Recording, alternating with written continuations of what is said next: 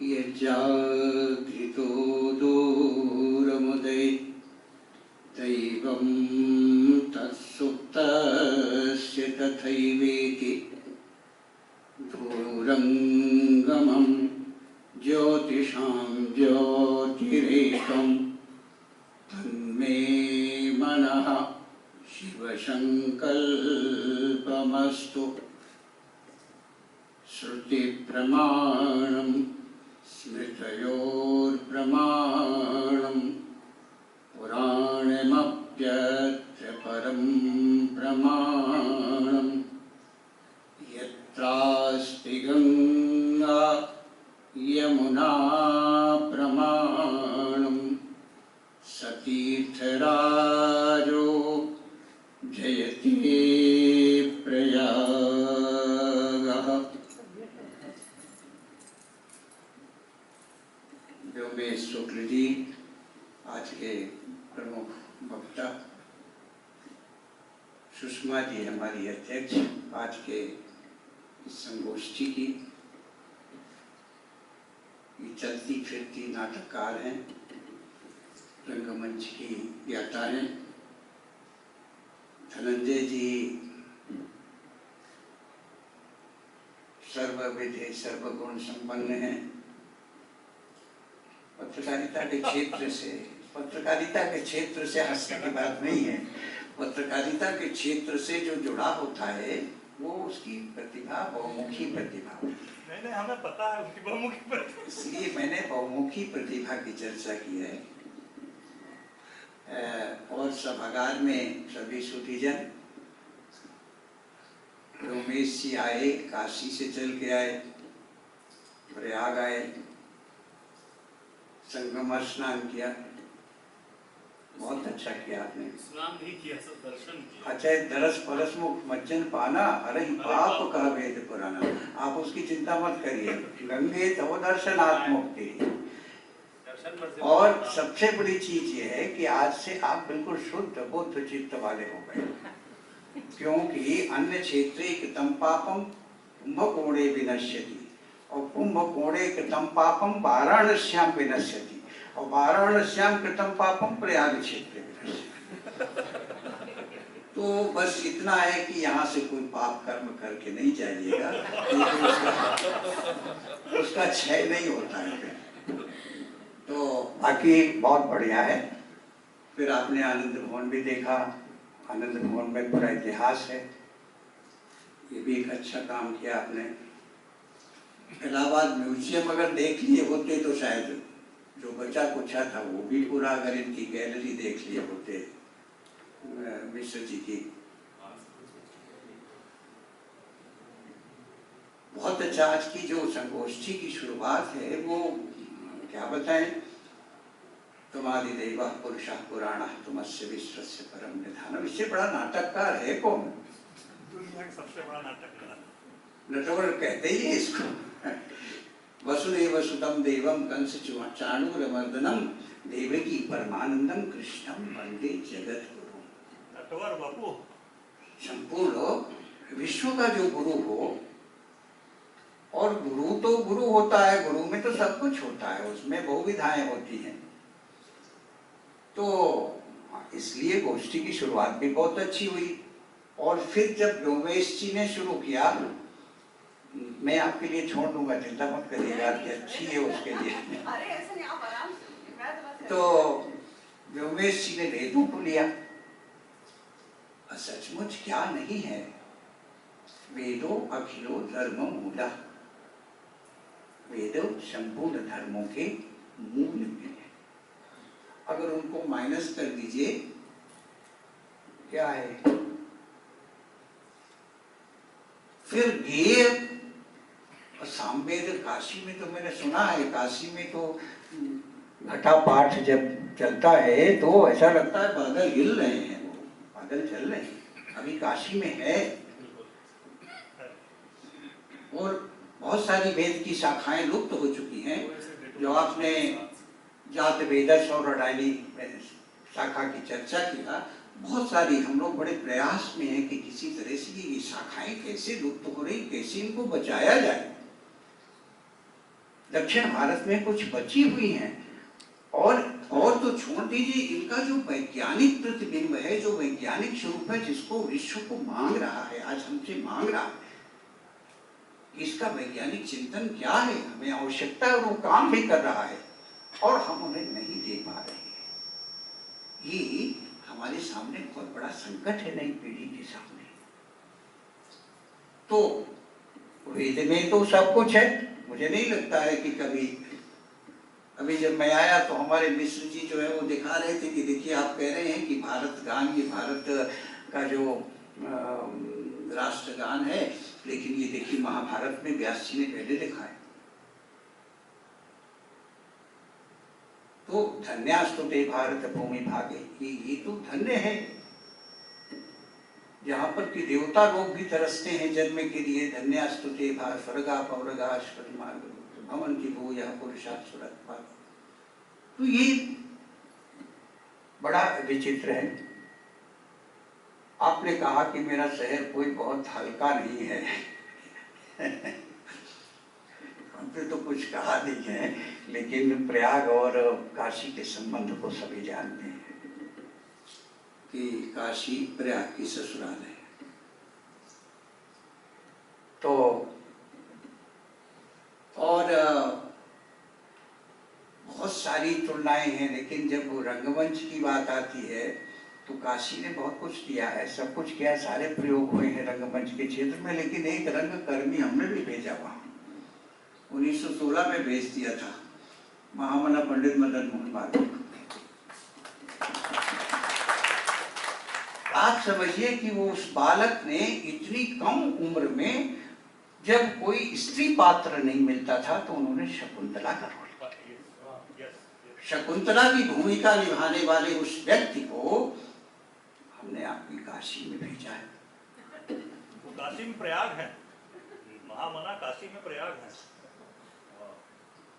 अब और भी मुझे बहुत सारे विद्वानों को भेजे, क्योंकि ये बात मैं काशी के हिंदू विश्वविद्यालय के धर्म संकाय में भी कह रहा था, भाई जब जब तुमको जरूरत पड़ती है आपको, तब तक हम भेज देते हैं। एक रंगकर्मी को और हमने भेजा, वो डॉक्टर कमलेश त्रिपाठी। कमलेश त्रिपाठी रंगमंच की अद्भुत प्रतिभा जो जीती, मैंने तो उनके साथ काम किया है। मैंने पहला रंगमंच उनके साथ 1967 में अभिज्ञान शाकुंतल में किया था और सत्य हरिश्चंद्र में किया था। ये सुषमा जी हमसे, हमारे ऊपर आरोपित करते हैं आप जय बार आते हैं, तय बार कोई नई बात बता देते हैं।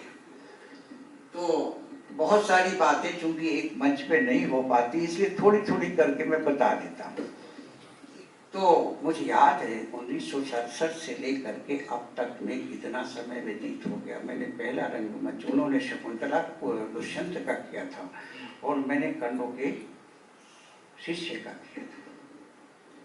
याद नहीं का दोस्त शिखरम। आपने कालिदास की चर्चा किया है, कालिदास का नाम लेने पर तो ऐसा लगता है जैसे कालिदास खुद ही आगे खड़े होते हैं। और शकुंतला तत्र रम्यम शकुंतला, तो शकुंतला तो आके सामने खड़ी हो जाती है। तो उस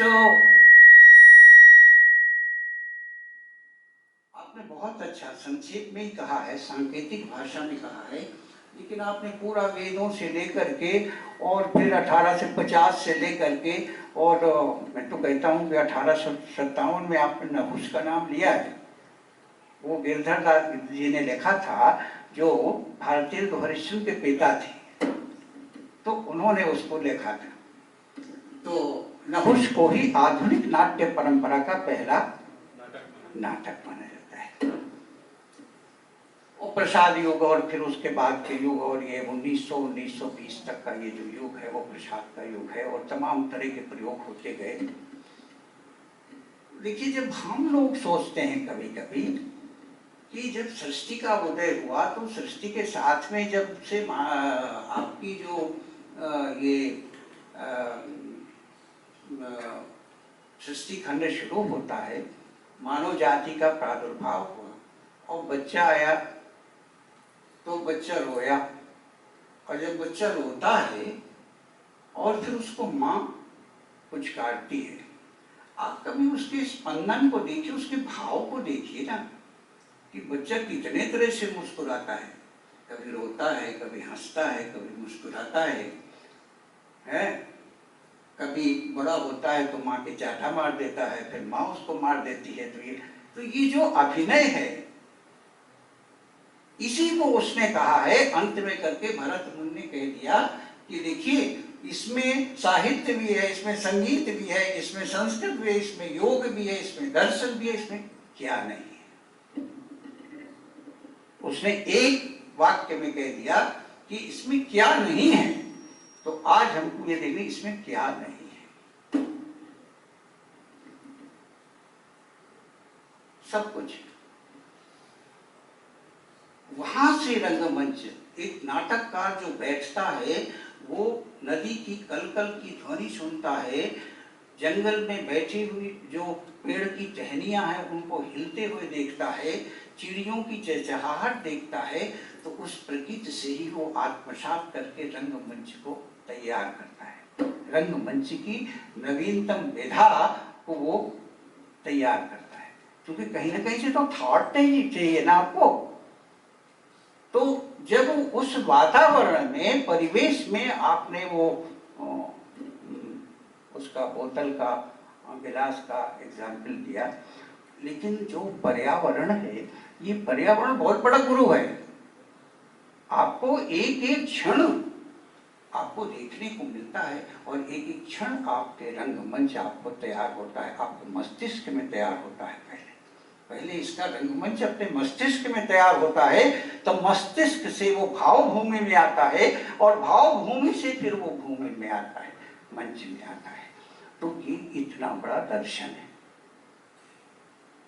फिर आप जब रंगमंच की बात करेंगे, संस्कृत नाटकों की आपने चर्चा किया, मैं जरा सा इसको, संस्कृत नाटकों की चर्चा किया, भास की चर्चा किया, कालिदास की चर्चा किया, और ये हमारी सुषमा जी जो है ना, ये संस्कृत और हिंदी दोनों के नाटक करती है। मैंने इनके संस्कृत के नाटक को भी देखा है और हिंदी के नाटक को भी देखा है। तो आपने बिल्कुल सही कहा व्योमेश जी ने कि ये जो धरा पर, हिंदी की धरा पर, मंच पर जो आया है, वो संस्कृत और पाली प्राकृत से ही आया है, कहीं बाहर से नहीं आया है। केवल जो है उसका एक स्वरूप, चिंतन और प्रयोग एक नए परिवेश में हुआ है, जो आज तक होता आ रहा है।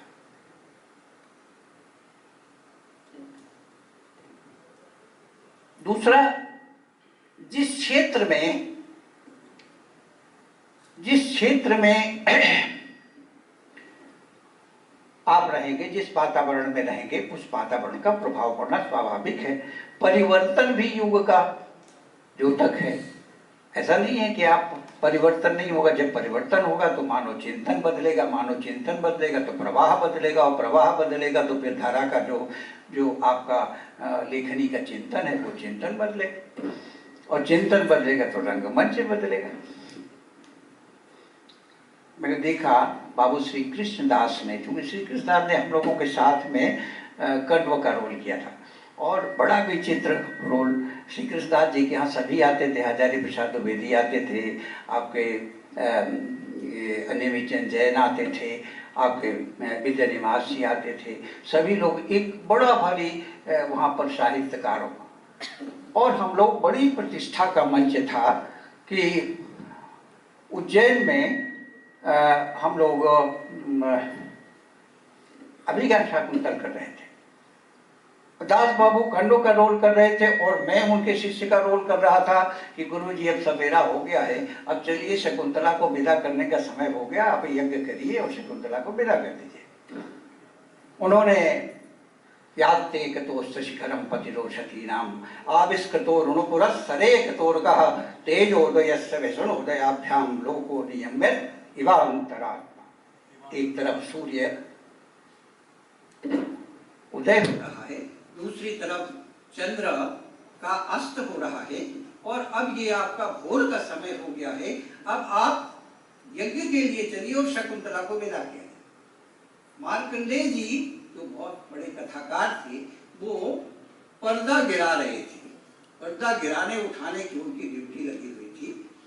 और दास बाबू जब विदा करते हैं उनको, शकुंतला को, तो कहते हैं, रो पड़ते हैं और कहते हैं कि बात उपनटुष्मं विवस्यति जलम युष्मासु पीते सूर्या नादत्ते प्रियमंगना विभवतां स्नेहेन वा पल्लव सेयं ज्ञाति शकुंतला पतिग्रहं सर्वैरनुज्ञायताम्। और इतने में कोयल बोलती है और फिर वो जब जाती है तो मृगछौना उसकी साड़ी पकड़ लेता है और जैसे साड़ी पकड़ता है तो कहते हैं उतजद्वार विरूढ़म नीवार बलम बलिम विलोकयति, उतजद्वार विरूढ़म नीवार बलिम विलोकयति। भला ये जो फसली के चावल तुमने रखा है, लगाया है, इसको पानी कौन देगा, पानी कौन देगा। और दास बाबू इतना कहते, बड़े भावुक थे, रो पड़ते थे। और तो इतने में मार्कंडेय जी को पर्दा गिरा देना चाहिए। और वो पर्दा गिराना इतने भावुक हो गए, इतने भावुक हो गए कि उन्होंने पर्दा गिराना भूल गए। अब दास बाबू क्या करें। देखिए, जो प्रत्युत्पन्न मतिर निदेशक का या कलाकार की प्रत्युत्पन्न मतिर बहुत काम करती है। क्योंकि आप बैठे हुए हैं, हजारों लोग दर्शक हैं। विक्रम यूनिवर्सिटी में हो रहा है, उस समय सुमन उसके वाइस चांसलर हुआ करते थे। कवि कुल कोकिलम कर रही थी कलकत्ते से। तो अद्भुत, जब वो भूल गए तो उन्होंने मल्टीप्लाई किया उसको, उतजद्वार विरूढ़म, उतजद्वार विरूढ़म। बार बार वो पीछे पीछे भाग रहे हैं, शकुंतला जा रही है और वो तब तक उतजद्वार कहते रहे कि जब तक उसके बाद दाढ़ी वाड़ी नोच करके आए। मार्कंडेय जी को बहुत सुनाया। तो देखिए, ये इतने नहीं होता है। आप जिस थीम को बनाते हैं उसमें रंगमंच में, वहाँ आकस्मिक जो घटनाएं घटित हो जाती है, उसके लिए हर पात्र को तैयार होना चाहिए। हम हार गए, वहाँ पर नहीं जीत पाए, कभी कुल कोकिलम से नहीं जीत पाए। इसलिए कि 35 लोग थे हमारे, इलाहाबाद यूनिवर्सिटी के प्रोफेसर थे, सारे लोग थे, लेकिन हमारा संस्कृत का उच्चारण हमारे पात्रों का बहुत अच्छा नहीं था। इसलिए हम कभी कुल कोकिलम जो भारतीय की यूनिवर्सिटी, तो मैं अपने अनुभव कह रहा हूँ। मैंने आज के नाटक को, लक्ष्मी नारायण लाल का नाटक, मैंने मास्टर साहब भी खेला है। और मास्टर साहब में मैंने मास्टर की भूमिका, और जयरोपन सिंह एक उस समय, इलाहाबाद बड़ी समृद्धशाली परंपरा है यहाँ पर, और वो मेकअप करते थे। तो आप समझ सकते हैं कि मेकअप मैन की कितनी बड़ी भूमिका होती है। आप जितना बहुत अच्छा नाटक कर दीजिए, देख डालिए, बहुत अच्छे भावों की अभिव्यक्ति कर दीजिए, लेकिन अगर बाह्य जगत में जो वो मेकअप नहीं होगा और आपको उस तरह से दर्शाया नहीं गया, तो फिर आपको उसकी अभिव्यक्ति करने में बिल्कुल अलग थलग हो जाएगा। इसलिए एक एक पात्र की, एक एक व्यक्ति की उसमें महत्व होता है ये रंगमंच में। अब बहुत सारी चीजें हैं जो आपने तो पूरा का पूरा एक रेखांकन कर दिया, लेकिन जो प्रसाद युग में आया, चाहे वो ध्रुव स्वामिनी रहा हो, चाहे वो चंद्रगुप्त मौर्य रहा हो, काशी नागरी प्रचारणी की बात आई, उसकी भी बहुत बड़ी भूमिका रही है। इलाहाबाद बहुत बड़ा समृद्धशाली रंगमंच में रहा है। आज भी मुझे वो हीरा चड्ढा याद आती है। आज भी मुझे वो रस्तोगी, जो विपिन रस्तोगी, विनोद रस्तोगी याद आते हैं। आज भी शरण बली श्रीवास्तव याद आते हैं, जिन्होंने अंधा युग और किया। अवधेश श्रीवास्तव आते हैं, लक्ष्मीकांत वर्मा आते हैं। कितनी सारी श्रृंखला है जिन्होंने इस प्रयाग की धरती पर रंगमंच को पल्लवित, पुष्पित और पोषित किया है। और यहाँ से एक नए नए प्रयोग, लोक संस्कृत शोध, चाहे वो लोक संस्कृति के क्षेत्र में रहे हो, चाहे संगीत के क्षेत्र में रहे हो, चाहे साहित्य के क्षेत्र में रहे हो, ये प्रयाग की धरती नए नए प्रयोगों को करती रही है। और शायद उसी परंपरा में ये हमारी मधु जी भी कर रही है, ये जो नए प्रयोग है। क्योंकि आज वो चिंतन करने वाला कोई बचा नहीं है। हमारी सुषमा जी, जब हम किसी उसका नाम लेते हैं कि प्रयाग में आज कौन बचा, आपने कारंत का नाम लिया, आपने पणिक्कर का नाम लिया है, ये सारे लोग तो कौन ऐसा है जो प्रयाग की धरती पर नहीं आया। देखिए, प्रयाग जो नहीं आता वो कभी पूर्ण नहीं होता। आप यहाँ आ गए हैं, आप पूर्ण हो गए। तो इस तरह से अब वो सवाल ये है कि देखिए, हर तरह का जहाँ संकट पैदा हो रहा है, आपने राजनीति की बात किया कि राजनीति में रोज ही नाटक हो रहा है। आपने तमाम ऐसी विधाएं, नई नई विधाएं पैदा हुई हैं, लेकिन कैसे कठिन, बड़ा कठिन है। आपने कहा कि धर्म को लेकर के अगर धर्म नहीं होगा तो हम कुछ कर नहीं सकते हैं, और सबसे बड़ा संकट उसी पे आ गया। ये जो धर्म मिश्रित है और धर्म की परिभाषा है, आज हमारा जो पाश्चात्य संस्कृति के लोग हैं वो हमारे धर्म को समझने की कोशिश कर रहे हैं, और आज हम अपने धर्म को भूलते जा रहे हैं, उनके तथ्यों को भूलते जा रहे हैं। ये एक बहुत बड़ा संकट। आज वहां पर विदेशों में बहुत सारा प्रयोग हो रहा है कि साहब ये पूजा पद्धति क्या है, ये दीपक क्यों जलाते हैं, मंदिरों में क्या है, इसमें कॉस्मिक एनर्जी कितनी है, दीपक से कितनी एनर्जी निकलती है, इससे कितने तरह के डिजीज डाइवर्ट होते हैं। आज रसा जैसा कम्युनिस्ट देश रिसर्च कर रहा है कि दीपक जलाने से जो लौ निकलती है, उस कपास और उस घी और उस दिवाली जो मिट्टी की है, उसमें से जो रेस निकलती हैं, वो कितने तरह के डिजीजेस को डाइवर्ट करती है। आज तुलसी के पौधे को 400, लंदन ने रिसर्च किया कि 450 प्रकार के रोगों का निदान करता है तुलसी का पौधा। ये हमारे धर्म के अंग हैं। तो बहुत बड़ा संकट है उमेश जी, जो आपने धर्म की बात कही है वो बड़ा संकट है, इसको बचा के रखना होगा। और बचाएगा कौन? आपका काशी और प्रयाग ही बचा सकता है, दूसरा नहीं बचाएगा। इसलिए काशी इसलिए बचा सकता है, काशी शिव के त्रिशूल पे बची है, और प्रयाग 2 अंगुल ऊपर उठा हुआ है। विश्वोन्नतम अंगुलद्वयम। यहाँ जब प्रलय हो जाती है तब भी अक्षयवट बचा रहता है, भगवान यही शरण लेते हैं। इसलिए जो है, इसलिए इस प्रयाग और काशी में, मैंने आपके यहाँ कहा था, मैंने किया था, विद्यादिवासी उपस्थित होकर ने कहा था, नहीं मैं काशी के विद्वानों से संतुष्ट नहीं हूँ। क्यों संतुष्ट नहीं है? काशी धर्म की ही नगरी नहीं है, ये लोक जीवन की नगरी है, लोक संस्कृत से जुड़ी हुई है, संपूर्ण भारत और हिंदू और सनातन धर्म की संस्कृति जुड़ी है। बोले कैसे? मैंने कहा इसलिए कि आज भी जब प्रतिबंध होता है तो उस प्रतिबंध के समय वो बटु जो है वो पार्टी लेके जाता है पढ़ने के लिए। कहाँ जा रहे हो? बोले काशी। काशी में जब कुछ बचेगा नहीं तो क्या पढ़ने आएगा, बंद हो जाएगा। इसलिए काशी के विद्वानों, चेतो, आगे बढ़ो। और जो भारतीय हमने जिस कलाकार को भेजा था उसने आपको बहुत कुछ दिया है। आप उसके विश्वविद्यालय में चले जाइए, उसके एक एक ईंट, एक एक दीवार और एक एक पत्थर पर लिखा हुआ है कि सनातन धर्म क्या है। और इस पर भी अगर काशी नहीं जागृत होती है, प्रयाग नहीं जागृत होता है, तो क्या कर सकते हैं और वो व्यक्ति क्या कर सकते हैं?